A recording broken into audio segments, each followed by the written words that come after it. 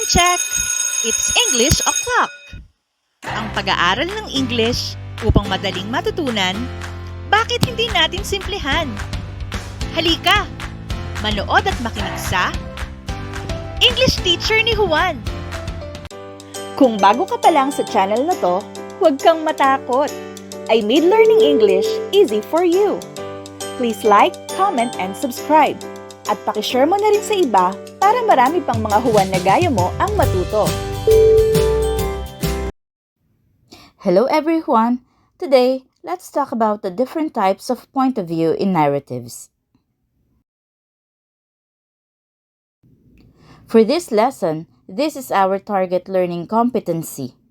Analyze literary text as expressions of individual or communal, focusing on its structural context.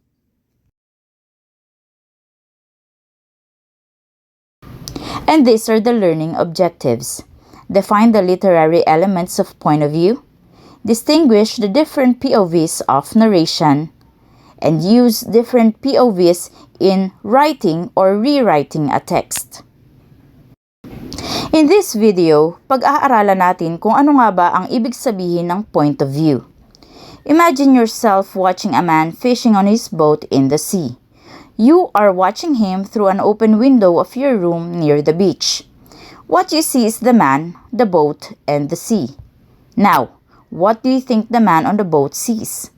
Do you think what you see is similar from what he sees from his boat? Definitely not.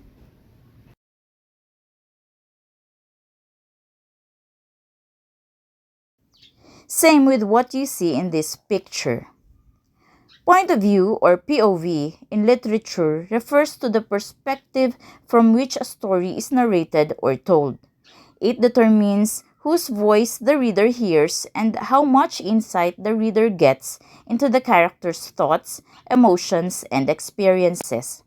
The choice of POV significantly influences how a narrative unfolds and how readers interpret the story. Types of point of view. Number 1. First-person point of view.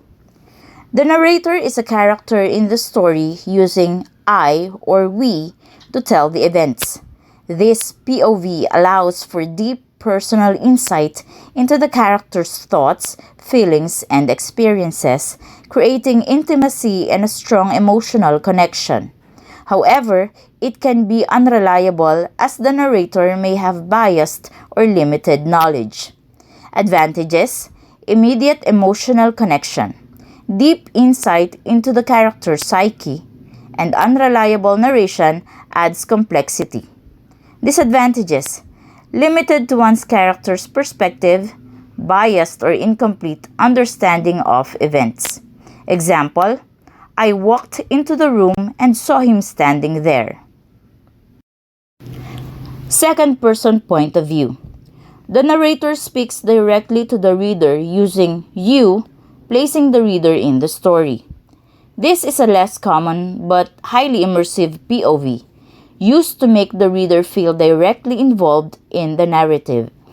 Advantages: engages the reader by making them a participant, creates an intimate, sometimes intense connection.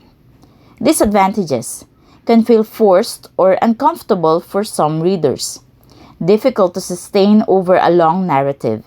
Example: you walk into the room and see him standing there. Third-person limited point of view. The narrator is outside the story and describes events using he, she, or they, but only has access to one character's thoughts and feelings.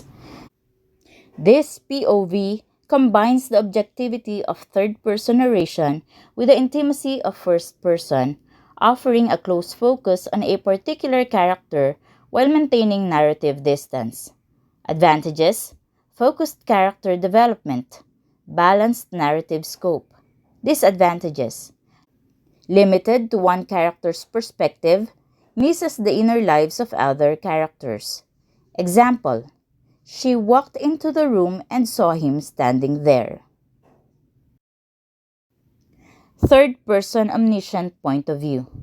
The narrator is all-knowing and can access the thoughts, feelings, and motivations of all characters, offering a broad view of the story. This POV provides greater flexibility in storytelling, as it can shift between characters, events, and settings with ease. Advantages: complete view of all characters and events. Can explore multiple plotlines simultaneously. Disadvantages: can feel detached or impersonal. Risk of overwhelming the reader with too much information. Example: she walked into the room thinking about the conversation they had.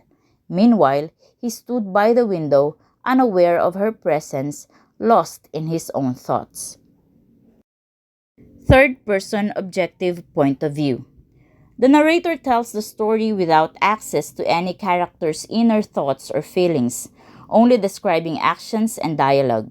This POV is like a camera that observes events as they unfold, leaving interpretation up to the reader.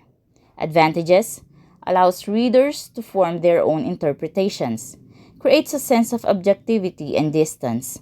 Disadvantages: lacks emotional depth, harder for readers to connect with characters on a personal level. Example: she walked into the room, he stood by the window. Multiple points of view.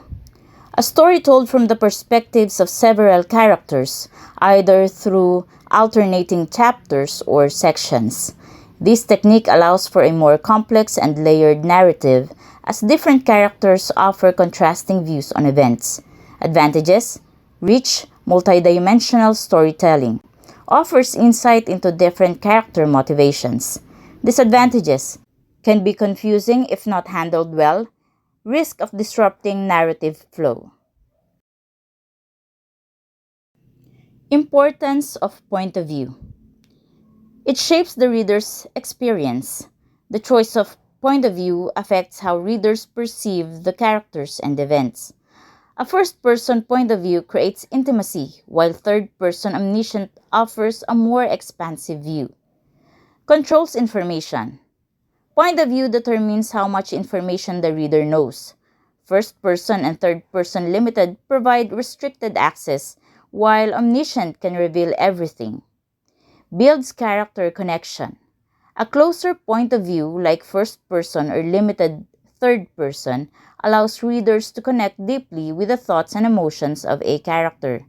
In essence, point of view is a key tool that authors use to guide how the story is experienced and understood. Each narrative point of view brings a unique texture to storytelling, influencing how readers interpret the unfolding plot, relate to characters, and perceive the thematic depth of the narrative. So did you learn something today? Sure ako na hindi ka na nosebleed. If you want more of this video tutorial and learn English in a light speed, huwag kalimutang mag-subscribe at i-turn on ang notification button para updated ka sa mga bagong lessons. Ako ang teacher mo, ang English teacher ni Juan. Class dismissed!